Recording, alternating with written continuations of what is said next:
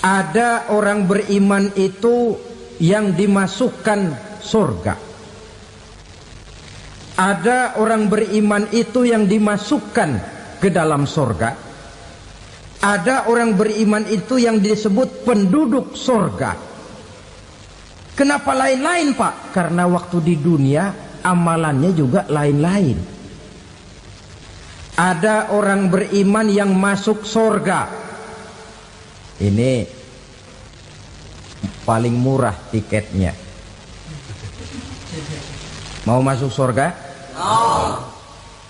Kata Nabi begini, ma min abdin qala la ilaha illallah thumma mata ala dhalik illa dakhala al-jannah. Kalau seorang hamba sudah mengucap dua kalimat syahadat, dia yakin dengan kebenaran kalimat itu sampai matinya, orang itu akan masuk surga. Abi Dzar yang waktu itu diajak bicara heran, ya Rasul kok gampang betul? Iya. Walaupun orang itu mencuri, iya. Walaupun orang itu berzina, iya. Biar dia mencuri, biar dia berzina, kalau dia sudah mengucap dua kalimat syahadat, dia yakin dengan kebenaran kalimat itu sampai matinya, itu orang akan masuk surga. Jadi masuk surga cukup dua kalimat syahadat, yakin sampai mati, masuk surga. Itu perkara masuk. Tapi kalau pertanyaannya diterusin, masuknya kapan, Pak? Nah, ini lain lagi urusannya. Sebab ada yang masuknya itu langsung, ada yang mampir dulu. Di sana tempat cuma dua, kalau tidak surga, neraka. Mau ke surga tapi mampir dulu, yang mampirnya jelas di neraka. Kenapa? Dalam hadis qudsi ada riwayat, nanti itu di akhirat, setelah Allah selesai mengatur penduduk surga masuk surga, yang neraka masuk neraka, Allah berkata kepada malaikat Malik, malaikat Malik, labaik ya Allah. Itu bajingan-bajingan tengik, manusia-manusia durjana yang waktu di dunia tidak mau sujud, jauh dari ulama, gemar melakukan yang munkarat dan maksiat, hidup di tengah masyarakat selalu jadi bibit keonaran, kufur, sudah masuk neraka semua. Sudah ya Allah. Nah, kalau sudah, coba sekarang kamu masuk, Malik. Saya, iya, masuk neraka. Mau apa ya Allah? Kata Allah, akhriju minan nar man kana fi qalbihi misqala habbatin min khardalin min iman. Kau masuk neraka, cari di dalam neraka orang-orang yang ada imannya walaupun kecil sebesar biji zarah, angkat mereka keluar. Masuk malaikat Malik ke neraka, cari orang yang ada imannya, korek-korek. Ya repot, udah pada gosong. Yang ada imannya diangkat ke atas, yang ada imannya diangkat ke atas, lalu dimandikan di Nahrul Hayat, namanya sungai kehidupan di akhirat nanti. Cakep lagi rupanya, bersih lagi wajahnya, apel di hadapan Allah. Kata Allah, bagaimana mas? Kapok nggak sampean? Kapok ya Allah. Nah, kalau kapok, idhab fadkhulil jannah, pergi masuk surga sana. Berangkat mereka ke surga, ketemu sama teman-temannya yang udah sampai lebih dulu, yang nggak pakai mampir lagi. Terjadi dialog. Kata teman-temannya yang udah pada nyampe duluan, mas, iya, emang baru sampai? Saya baru sampai. Memang mampir di mana dulu mas? Kita sudah lama sampai di surga. Saudara buka surah Al-Muddatsir ayat 34-35. Ma salakakum fis saqar? Kenapa kamu mampir di neraka Saqar? Qalu lam nakum minal musallin. Mereka menjawab, kami mampir di neraka Saqar mas, gara-gara dulunya kami waktu di dunia tidak pernah sholat. Tidak pernah sholat? Tidak pernah. Kan rumahnya dekat masjid. Cuma dekat doang mas, sholat mah enggak saya. nggak pernah ngasih makan fakir miskin, nggak pernah hadir di majelis taklim, pendeknya nggak pernah melakukan kebajikan, maka saya pun mampir di neraka sakor. Untung betul saya punya iman mas sedikit. Waktu hidup di dunia dulu saya pernah mengucap 2 kalimat syahadat, sekali-kalinya waktu mau kawin. Masya Allah. Untung saja kawin, kalau nggak kawin polos.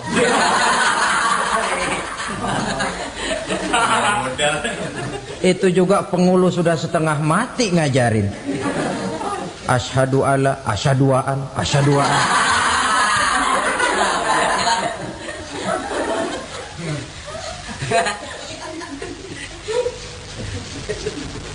Ini namanya masuk surga, ada mampir dulu. Ada pula orang mukmin itu yang dimasukkan surga. Namanya dimasukkan kan terima beres. Saya masuk ke rumah, jalan sendiri, cari tempat sendiri. Saya dimasukkan ke dalam rumah, terima beres, pokok ada di dalam, itu dimasukkan namanya. Nggak pakai mampir.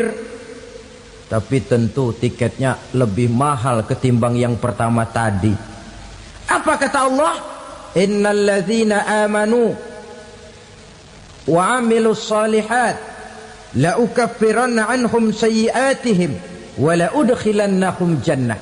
Sesungguhnya orang-orang yang beriman kemudian beramal soleh, kami hapuskan segala dosa dan kesalahannya, kami masukkan mereka ke dalam surga. Lihat ayatnya, Allah yang memasukkan, kita yang dimasukkan. Tidak pakai transit, tidak usah mampir. Cuma tidak cukup syahadat, tidak cukup amanu, tapi diiringi dengan wa'amilus salih. Iman, amal. Tidak cukup syahadat, lalu dibuktikan dia sholat, dia zakat, puasa, lalu dia melakukan berbagai macam kebajikan. Ini yang menyebabkan dia tidak pakai mampir di tempat yang bernama sakor. Lalu ada pula orang mukmin itu yang disebut penduduk sorga. Wah, ini sudah VIP ini.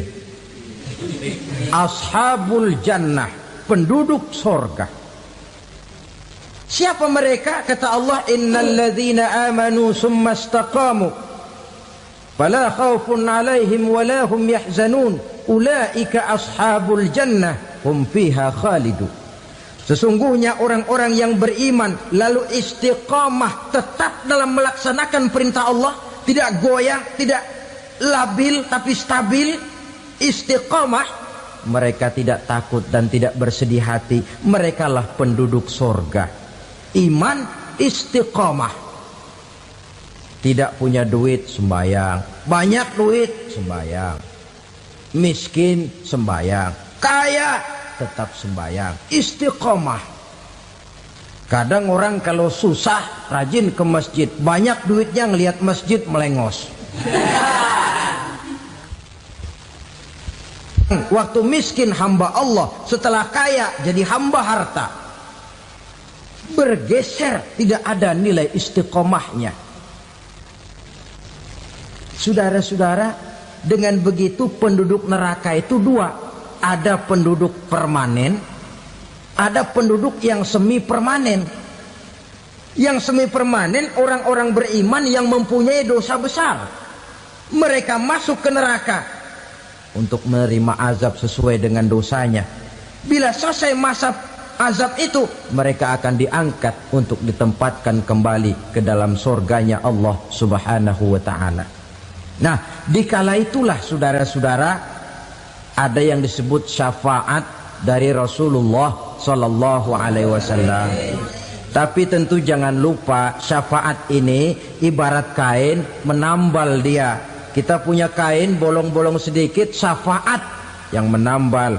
Solat kita ada kurang dikit, sedekah kita ada campur riak dikit, amalan kita ada tidak karena Allah dikit, kita berharap syafaat.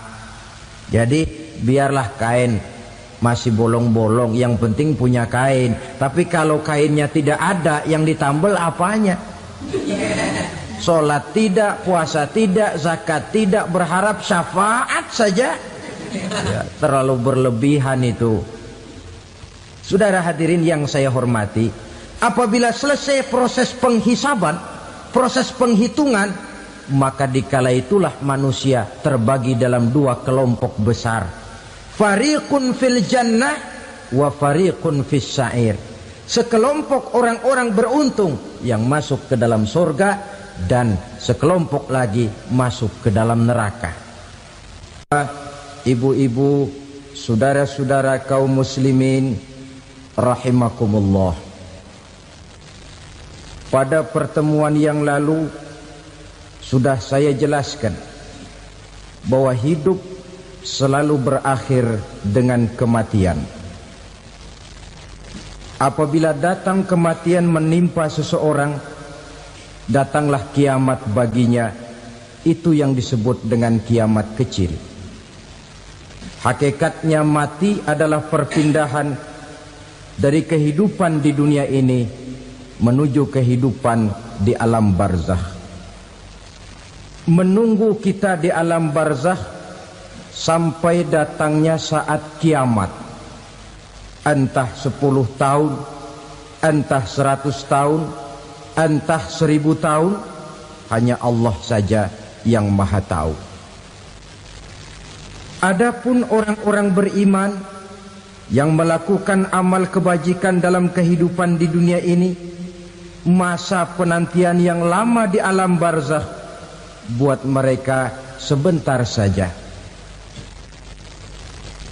Tetapi bagi orang-orang kafir yang ingkar, yang tidak beriman kepada Allah, yang hidup di dunia cuma menumpuk-numpuk dosa, tentu penantian di alam barzakh akan merupakan waktu yang sangat lama. Bukankah dalam kehidupan kita waktu itu memang relatif? Contoh misalnya, bagi pemuda-pemudi yang sedang duduk asyik memadu cinta, waktu 4-5 jam saja rasanya cuma 4-5 menit. Tenggelam oleh keasikan. Tapi buat orang yang berbaring di rumah sakit, meratap di balik-balik apa itu tembok derita kata lagu, di balik dinding-dinding penjara, sehari bagai seminggu, seminggu rasa sebulan, sebulan boleh jadi rasa setahun. Penantian yang sangat lama. Kapan kiamat itu akan datang? Ini rahasia Allah. Jangankan kita yang orang awam, baginda Nabi sendiri tidak diberitahu oleh Allah kapan kiamat itu akan terjadi. Tetapi sungguh pun demikian, banyak hadis-hadis yang menjelaskan ciri atau tanda-tanda datangnya kiamat. Nah, kalau sudah bicara soal tanda, tanda kiamat itu ada dua. Pertama yang disebut alamatus sughra, tanda-tanda kecil. Ini waktunya masih ada tenggang. Ada yang dinamakan alamatul kubra, tanda-tanda besar. Artinya kiamat sudah diambang pintu. Apa tanda-tanda kecil dari datangnya hari kiamat itu? Misalnya kata Nabi, apabila ilmu sudah diangkat oleh Allah, artinya apabila ulama sudah banyak wafat, minat orang belajar agama berkurang, lalu kebodohan nampak merajalela di mana-mana, zina dikerjakan secara terbuka, minuman-minuman keras jadi kebanggaan. Itu termasuk di antara tanda-tanda kecil terjadinya hari kiamat. Apalagi misalnya iza waladatil ammatu rabbataha, apabila budak sudah melahirkan tuan. Apa maksudnya? Ada yang mentafsirkan apabila anak sudah bisa membudaki orang tuanya. Orang tua yang melahirkan dia, yang membesarkan dia, demi setelah si anak besar jadi orang berpangkat, bertitel, berharta, berkedudukan, jadilah orang tua itu budaknya. Sehingga sering dibilang, kalau orang tua kaya, anak jadi raja. Tapi kalau anak yang kaya, orang tua sering jadi budak. Apalagi munculnya fitnah yang bergelombang, timbul perang antara dua bangsa yang besar, waktu berjalan terasa sangat pendek sekali. Itu merupakan tanda di antara tanda-tanda kiamat. Termasuk di dalamnya sulit membedakan mana laki, mana perempuan. Kan kalau tanda-tanda kayak begini sekarang sudah banyak kita lihat kan. Ulama banyak wafat, penggantinya sulit. Zina dikerjakan berterang-terangan, minuman keras jadi kebanggaan. Banyak anak membudaki orang tuanya, sulit membedakan mana laki mana perempuan. Kadang-kadang dari belakang kita lihat perempuan bener, begitu kita colek nengok jenggotan.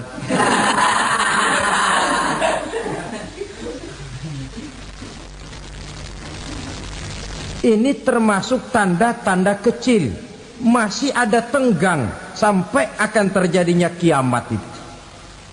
Nah, yang dimaksud dengan tanda-tanda besar, ini tanda besar artinya kiamat sudah diambang pintu. Pertama, matahari terbit dari sebelah barat.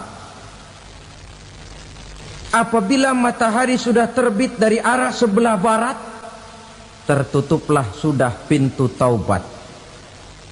Bersabda Nabi kita, la taqumus sa'atu hatta tatlu'a syamsu min maghribiha. Tidak akan datang hari kiamat sampai matahari terbit dari arah sebelah barat. Fa iza tala'at, manakala matahari telah terbit dari arah sebelah barat, wara'ahan nasu, manusia banyak menyaksikan itu, amanu ajma'un, mereka pun lalu beriman. Yang tadinya kafir, yang tadinya ingkar, yang tadinya membangkang, setelah melihat matahari terbit dari sebelah barat, buru-buru beriman, berlomba-lomba mengucap dua kalimat syahadat. Tapi apa yang terjadi? Kata Nabi, wadzalika hina la yanfa'u nafsan imanuha lam takun amanat min qabl. Hari itu adalah hari yang iman sudah tidak berguna lagi bagi seseorang apabila sebelumnya memang dia tidak pernah beriman. Au kasabat fi imaniha khaira, atau beriman tetapi tidak pernah melakukan kebajikan di dalam keimanannya itu. Hari yang sudah kasib, hari yang sudah terlambat, beriman tidak akan ada gunanya lagi. Ini pelajaran buat kita. Sebelum sang surya terbit dari sebelah barat, sebelum nafas sampai di tenggorokan, artinya pintu taubat masih terbuka. Kalau dua hal itu sudah terwujud, nafas sudah sampai di kerongkongan, atau matahari sudah terbit dari arah sebelah barat, tertutuplah sudah pintu taubat. Tak ada lagi gunanya pangkat, jabatan, harta, bahkan beriman pun dalam suasana macam itu. Too late, kata orang Kulon. Sudah terlambat. Matahari terbit dari arah sebelah barat. Itu tanda besar, artinya kiamat sudah diambang pintu. Lalu apalagi tanda besar? Munculnya Dajjal. Dajjal artinya pendusta-pendusta yang menyesatkan manusia. Ada dua macam Dajjal, saudara. Ada Dajjal kecil. Ini Dajjal kelas 3. Kalau ini sejak zaman Rasulullah sudah ada itu. Tiap zaman ada. Di zaman Rasulullah misalnya ada yang bernama Aswad al-Unsi dari Yaman. Ada yang namanya Musailamah al-Kazzab dari Yamamah. Ada yang namanya Ibnu Sayyad dari Madinah. Ini dajjal-dajjal di zaman Rasul. Musailamatul Kadzab memproklamirkan diri jadi nabi dia. Di zaman Rasul masih hidup. Ini dajjal zaman Nabi. Di zaman sahabat muncul dajjal-dajjal. Di zaman kita sekarang ini dajjal-dajjal pun gentayangan. Dajjal-dajjal kelas teri. Kerjanya mendustakan manusia, menyesatkan manusia, memalingkan manusia dari jalan yang benar dan diridhoi oleh Allah Subhanahu wa taala.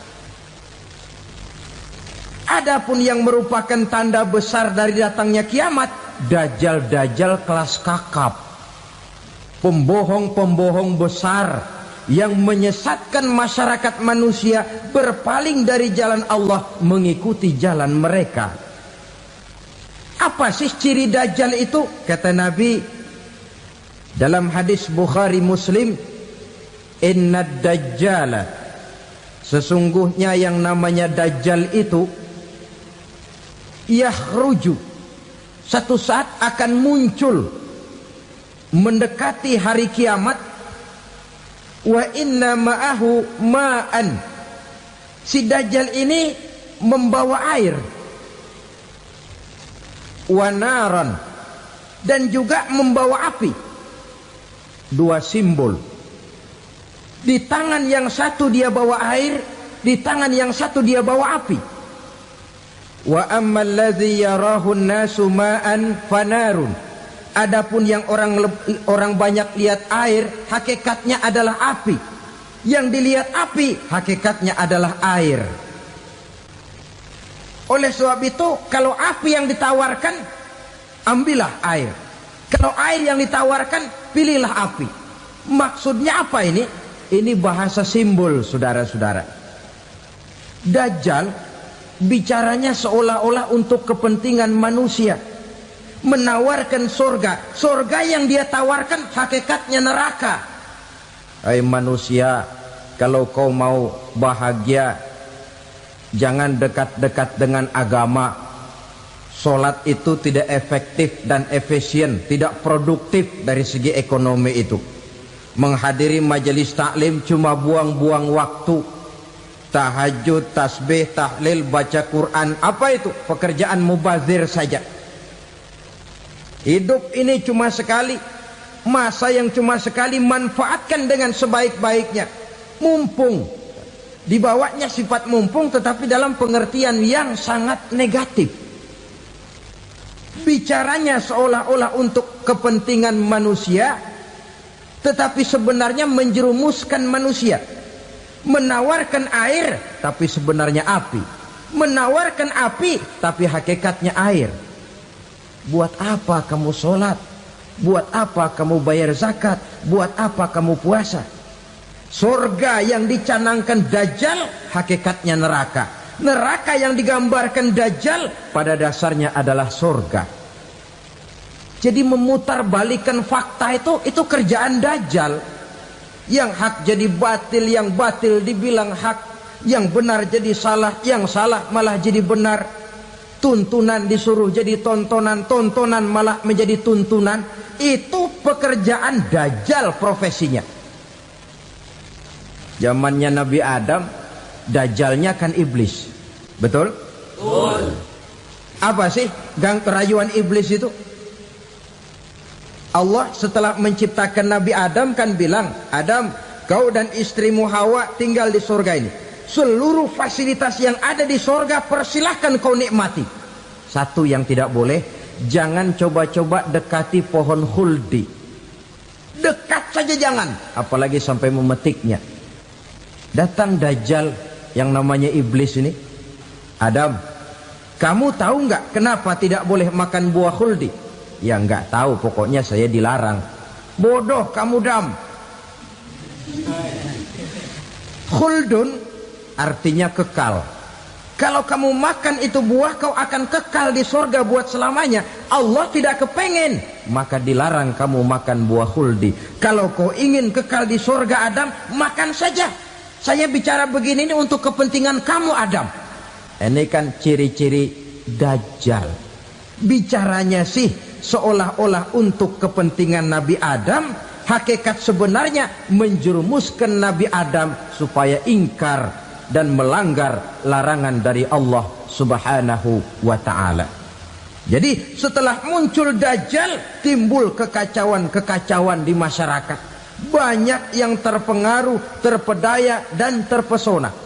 Termasuk mereka yang memproklamirkan diri jadi nabi, mereka yang memproklamirkan diri jadi rasul di zaman sesudah Rasulullah wafat. Itu adalah Dajjal.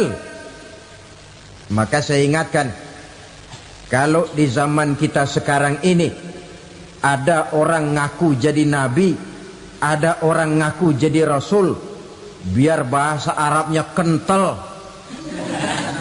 Quran hafal, hadis ribuan hadis hafal, biar pakai serban sampai menyengser ke tanah, bahasa Arabnya fasih, tapi dia mengaku jadi nabi, jadi rasul, kita umat Islam wajib tidak percaya. Wajib untuk tidak percaya. Itulah dajjal-dajjal zaman kita sekarang ini. Tidak mustahil mereka datang mempengaruhi orang awam supaya berpaling dari Rasulullah, mengikuti mereka.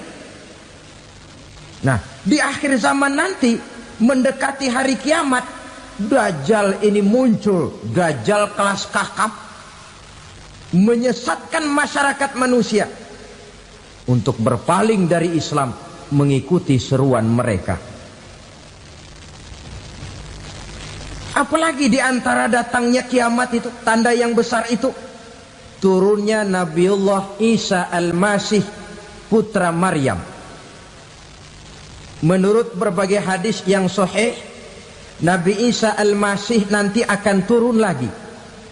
Tidak membawa risalah yang baru, tapi meluruskan risalah Islam ini yang telah banyak ditinggalkan oleh masyarakat. Bahkan ada hadis menjelaskan beliau akan membunuh Nabi, mematahkan kayu-kayu salib, lalu melaksanakan haji dan umrah mengikuti syariat Nabi Muhammad, bukan membawa agama baru. Menjadi semacam mujaddid, reformer, menyelamatkan manusia dari bisikan Dajjal. Bahkan ada riwayat yang menjelaskan bahwa Nabi Isa berhasil mengalahkan Dajjal, mengembalikan masyarakat manusia kembali kepada ajaran Islam yang datang dari Allah, dibawa oleh Rasulullah Sallallahu Alaihi Wasallam. Dengan kata lain, turunnya Nabi Isa bukan sebagai Nabi dan Rasul baru, tetapi mengikuti syariat Nabi kita Muhammad Sallallahu Alaihi Wasallam. Saudara hadirin, ibu-ibu hadirat yang saya hormati, kemudian apalagi di antara tanda-tanda besar akan datangnya kiamat itu? Keluarnya asap atau awan. Kata Nabi, inna min asyrati sa'ah dukhanan yamla'u ma bainal masyriqi wal maghrib. Di antara tanda-tanda kiamat, munculnya awan antara langit dan bumi. Ini pun diperkuat dalam surah Ad-Dukhan ayat 10. Fartaqib yauma ta'tis sama' bidukhanin mubin fayughshan nas hadza azabun alim. Bagi orang-orang yang beriman, mereka biasa-biasa saja. Tapi bagi orang kufur, datangnya asap dan awan ini merupakan azab yang kelewat pedih. Barangkali sedikit mendekati gambaran tentang azab yang pedih ini, saya ingatkan alam pikiran kita kepada peristiwa yang belum lama terjadi. Pernah dengar berita bocornya reaktor nuklir di Chernobyl, Uni Soviet? Pernah dengar? Nah, bocornya reaktor nuklir di Chernobyl yang mengakibatkan ratusan bahkan sangat mungkin ribuan nyawa. Cuma satu reaktor.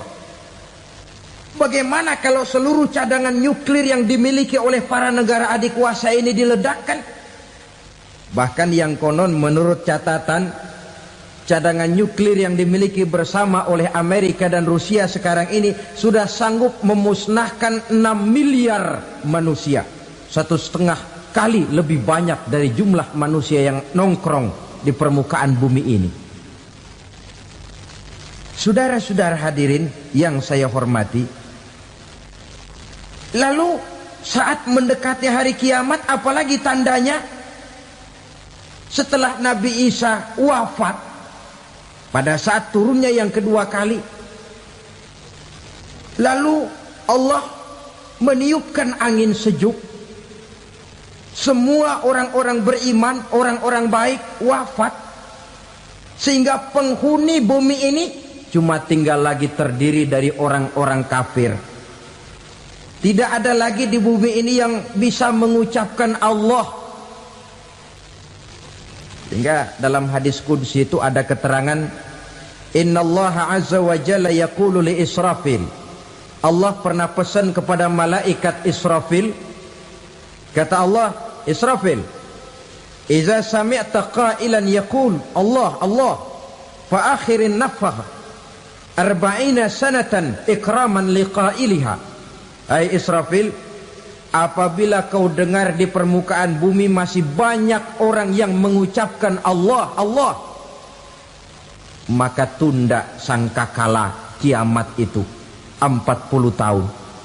Untuk apa? Ikraman liqailiha, menghormati orang yang mengucapkan Allah Allah itu.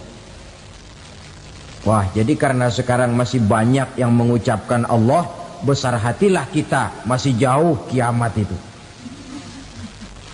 Tapi jangan lupa, kiamat pribadi, kiamat kecil itu yang gak kita sangka-sangka. Ajal datang mencabut nyawa, itu kiamat pribadi.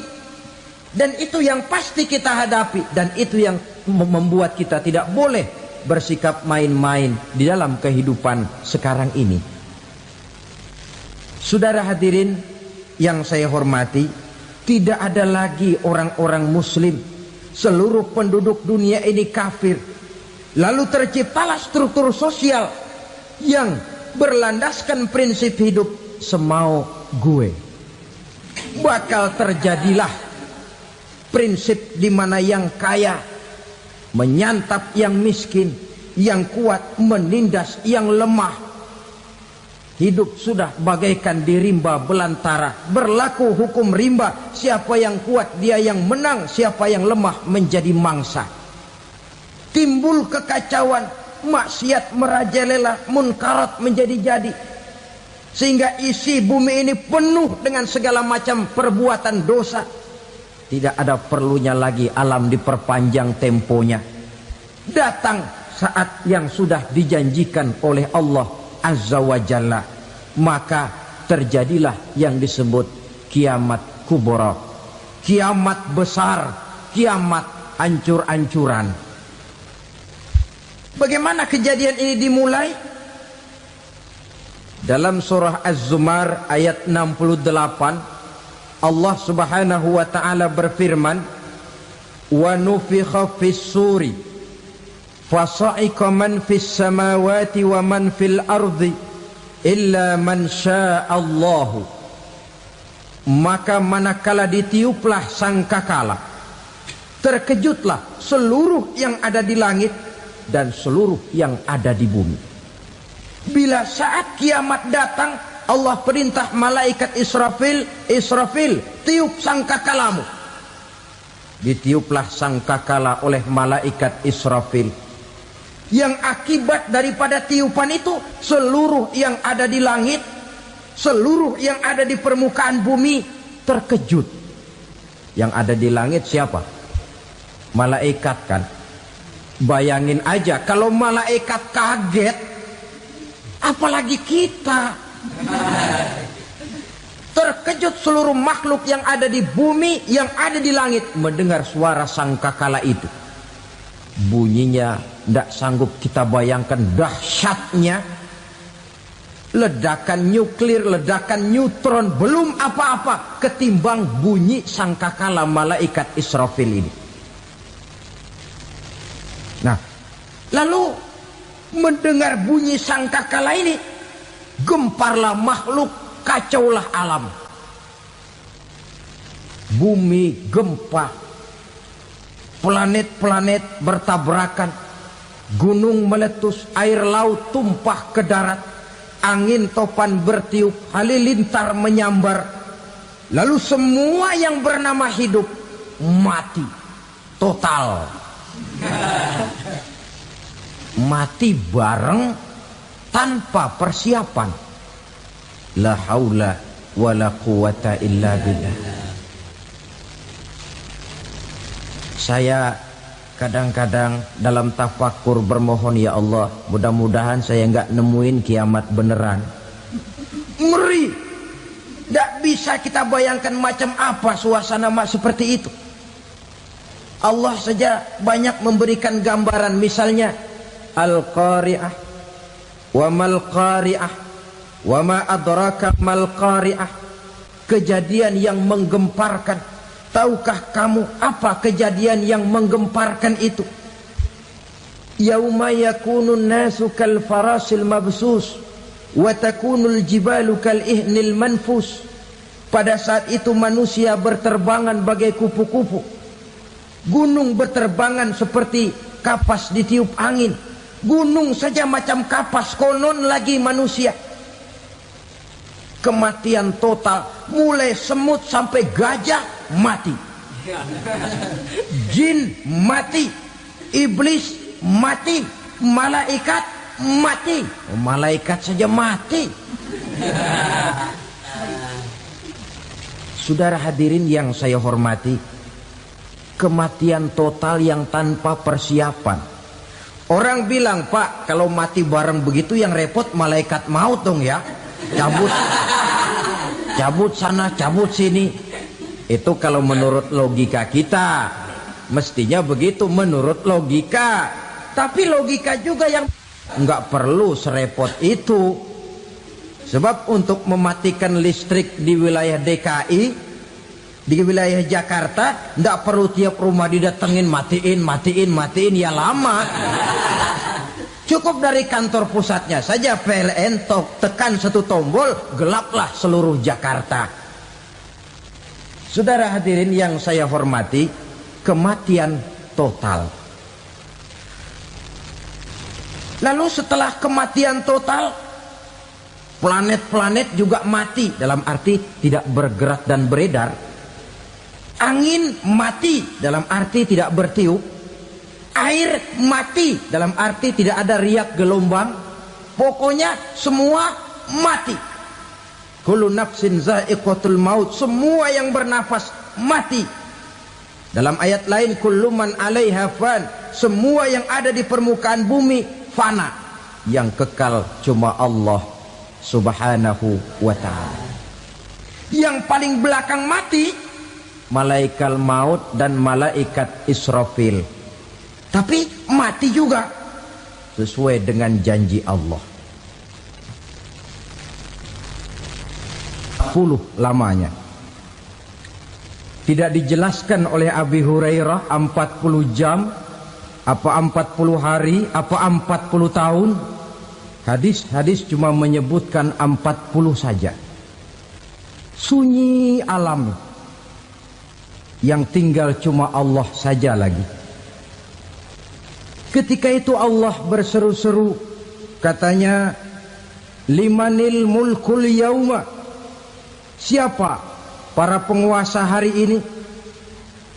Mana itu raja-raja dan penguasa yang dulu mengaku jadi Tuhan? Fir'aun. Mana Fir'aun sekarang? Yang dulu jadi raja, merasa berhasil, sombong, lalu tidak mau turun-turun dari kekuasaannya, sampai kepada puncak kekurang ajarannya mengangkat diri jadi Tuhan. Mana itu Fir'aun? Namrus. Mana sekarang Namrus? La ilaha illa ana. Ternyata tidak ada Tuhan lain selain daripada aku, kata Allah. Proses kemudian, saudara-saudara, turunlah hujan dari langit. 40 lamanya hujan itu. Tidak jelas juga 40 jam apa 40 hari. Setelah air turun membasahi, datanglah tiupan sangkakala yang kedua. Semua yang bernama mati bangkit dari kuburnya masing-masing. Ini yang disebut Yaumul Ba'thi, hari kebangkitan. Allahu Akbar. Pada saat kita bangkit dari kubur kita masing-masing, kumpul di padang mahsyar namanya. Bayangin aja, saya sendiri nggak sanggup bayangin. Manusia sejak zaman Adam sampai zaman kiamat kumpul bareng di tempat sama. Berapa banyaknya itu?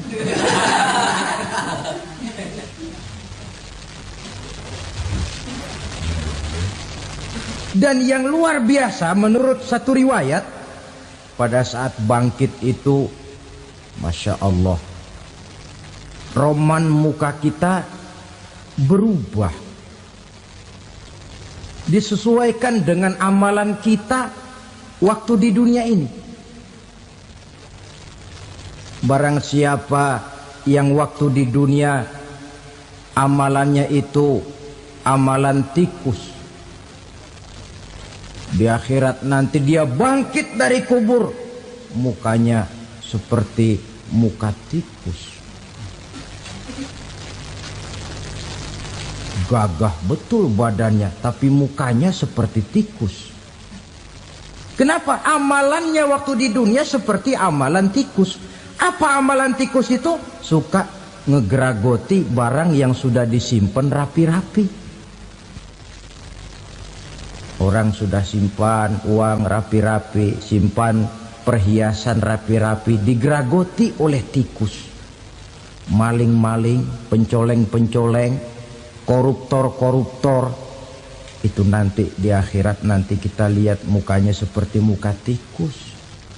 Oh ini waktu di dunia suka nyolong, mukanya seperti muka tikus. Barang siapa yang waktu di dunia ini amalannya itu amalan macan, dia akan bangkit nanti mukanya seperti muka macan. Apa amalan macan? Macan itu amalannya menang-menangan. Orang yang mau menang saja, nggak mau mengalah. Coba lihat di hutan. Kenal hutan nggak? Di hutan, raja hutan di mana-mana pasti macan. Betul kan? Betul. Padahal hutan belum pernah bikin pemilihan umum. Tapi macan tidak peduli ada pemilihan umum apa tidak, pokok saya raja. Sebab apa? Macan jadi raja itu bukan karena benar, tapi karena kuat jadi raja. Setelah dia jadi raja, rakyat hutan yang mesti dilindungi malah dimakan oleh raja macan. Kambing rakyat hutan dimakan oleh macan. Ayam rakyat hutan dimakan oleh macan.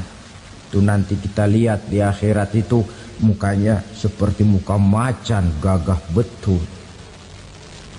Lalu barang siapa yang di dunia ini amalannya itu seperti amalan anjing, nanti dia punya muka seperti muka anjing.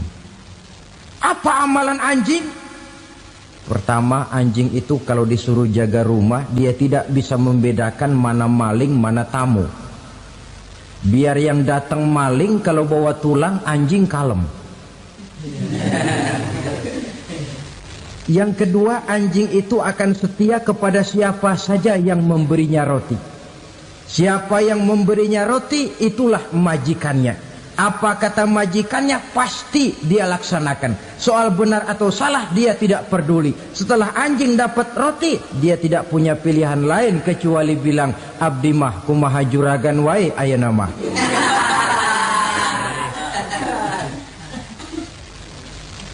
Saudara hadirin yang saya hormati, berkumpul di padang mahsyar, tiap orang sibuk dengan persoalannya masing-masing. Matahari waktu itu didekatkan oleh Allah. Panas luar biasa. Ada yang saking panasnya itu mencucurkan peluh keringat sampai sebatas mata kakinya. Ada yang keringatnya sampai sedengkulnya. Ada yang keringatnya sampai sepusatnya. Ada yang keringatnya mengalir sampai sebahunya. Ada yang kelelap oleh keringatnya sendiri, sementara orang di sampingnya enggak apa-apa. Bergantung lagi amalan dia waktu di dunia ini. Saudara-saudara, sebagian orang dalam kepanikan padang mahsyar berombong-rombong datang mereka menghadap Nabi Adam. Ya Adam, anta abal bashar. Hai Adam, Tuhan adalah bapak moyang manusia. Kami sebentar lagi akan disidang, dimintakan pertanggungan jawab. Tolonglah kami, hai Adam.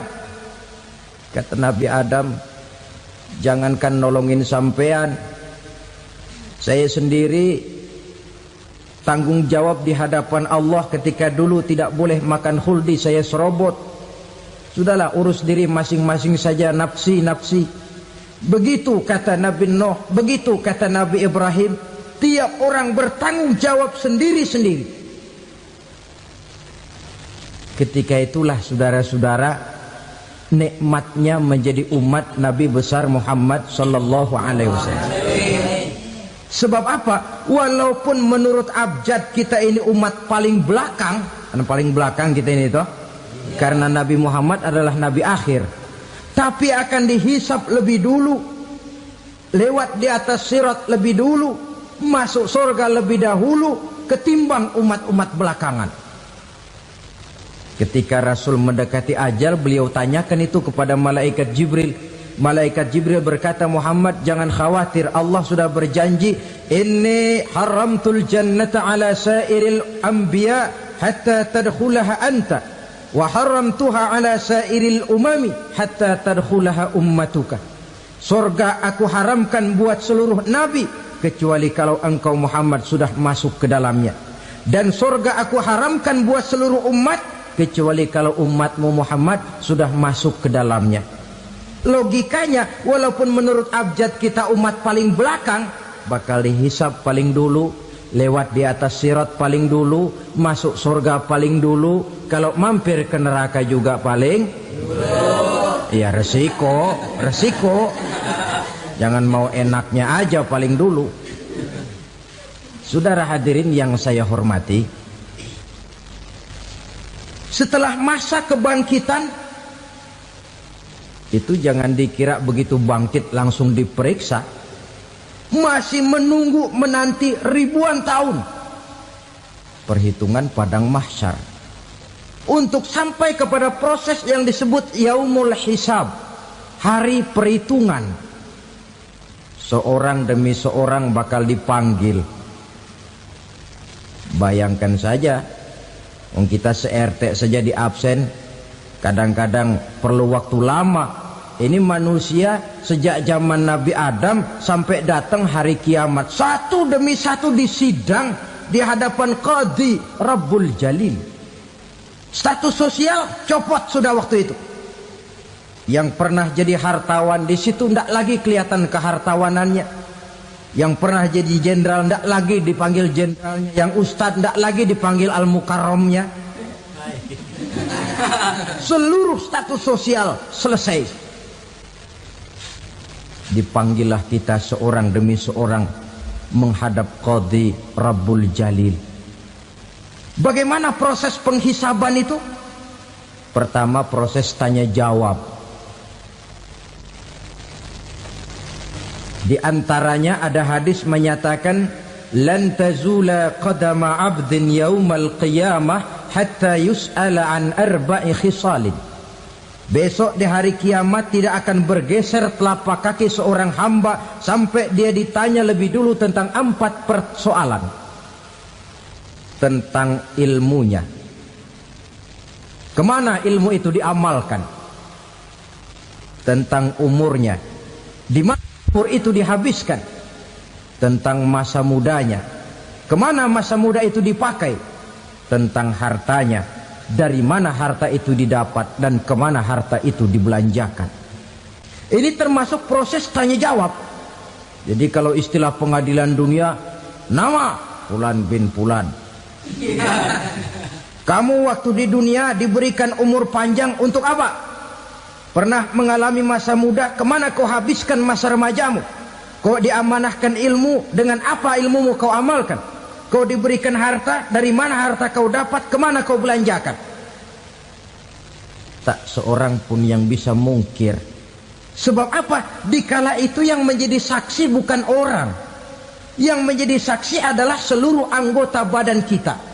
Tangan bicara, kaki jadi saksi terhadap seluruh amalan yang pernah kita kerjakan pada saat kehidupan di alam dunia ini. Selesai proses tanya jawab, lalu diperlihatkan buku catatan kita waktu hidup di dunia ini. Jangan lupa Allah itu menyiapkan 2 superkomputer kepada kita. Sebelah ditempelin sebelah kanan, yang sebelah tempelin di sebelah kiri. Komputer itu namanya Raqib dan Atid. 2 malaikat yang apabila baik kita lakukan, refleks saja akan menulis kebajikan kita. Jahat kita kerjakan, akan tertulis. Catatan itu nanti diperlihatkan kepada kita. Waduh, alangkah malunya pada saat diperlihatkan catatan kita, buku rapot kita merah melulu. Barangkali diperiksa sambil diomelin, brengsek lo. Buku merah melulu begini, bagaimana waktu hidup di dunia? Tidak cukup diperlihatkan buku catatan kehidupan, rekaman kehidupan. Rekaman kehidupan kita secara utuh sejak terlahir sampai ajal datang merenggut nyawa. Barangkali mirip dengan video sekarang ini, di mana terekam dengan baik seluruh kegiatan kita, sejak yang sekecil-kecilnya sampai kepada yang sebesar-besarnya. Untuk kemudian kita pun menerima balasan. In khairan fa khairun wa in syarran fa syarrun. Kalau baik ya baik balasannya, kalau jahat ya jahat juga balasannya. Catatan-catatan kita diberikan. Kalau banyak kebajikannya diberikan di tangan kanan dengan cara yang halus. Kalau banyak kejahatannya diberikan dari sebelah kiri atau dilempar dari belakang. Itulah sebabnya sejak di dunia ini kita sudah mohon kepada Allah. Ketika berwudu membasuh tangan kanan, apa kita bilang? Allahumma a'tini kitabi biyamini wa hasibni hisaban yasira. Ya Allah, berikan saya kitab di tangan kanan, dan kalau saya memang perlu dihisap, hisaplah saya yang seringan-ringannya. Tangan kiri berlindung kita kepada Allah. Jangan sampai diberikan kitab di tangan kiri atau dari arah sebelah belakang. Wa a'udzubika an tu'tiya kitabi bishimali aw min wara'i zuhri, dari arah sebelah belakang. Na'udzubillah min dzalik. Setelah selesai lewat proses penghisaban, lewat mizan, timbangan, maka yang sudah selesai dihisab itu bergeraklah menuju sirat, jembatan yang terbentang menuju surga melalui neraka. Saudara-saudara, panjangnya perjalanan sirat itu memakan waktu ratusan tahun. Tetapi orang yang lewat di atas sirat pun macam-macam, bergantung amalannya ketika di dunia ini. Ada yang lewat di atas sirat itu kal barqil khatib, seperti kilat yang menyambar, lep, sudah sampai dia di surga. Cepat bukan main. Ada yang lewat di atas sirat itu seperti orang lari-lari. Ada yang lewat di atas sirat itu seperti orang jalan biasa. Ada yang sambil merangkak, ada yang sambil ngesor, ada yang sambil gelayutan, ada yang selamat sampai ke ujung ke surga, ada yang tergelincir jatuh masuk ke dalam neraka, bergantung amalannya dalam kehidupan di dunia sekarang ini. Tiap kita akan melewati yang namanya sirat ini. Saudara-saudara kaum muslimin yang saya hormati, dengan demikian mereka yang selamat melalui sirat sampai ke terminal akhir surga, mereka yang ketika dihisab ternyata banyak kejahatannya daripada kebaikannya, mereka singgah di dalam neraka. Nah, adapun orang-orang yang beriman menurut ayat Quran dan hadis Nabi itu nanti ada bermacam-macam. Ada orang beriman itu yang dimasukkan surga. Ada orang beriman itu yang dimasukkan ke dalam surga. Ada orang beriman itu yang disebut penduduk surga. Kenapa lain-lain, Pak? Karena waktu di dunia amalannya juga lain-lain. Ada orang beriman yang masuk surga. Ini paling murah tiketnya. Mau masuk surga? Kata Nabi begini, ma min abdin qala la ilaha illallah thumma mata ala dhalik illa dakhala al-jannah. Kalau seorang hamba sudah mengucap dua kalimat syahadat, dia yakin dengan kebenaran kalimat itu sampai matinya, orang itu akan masuk surga.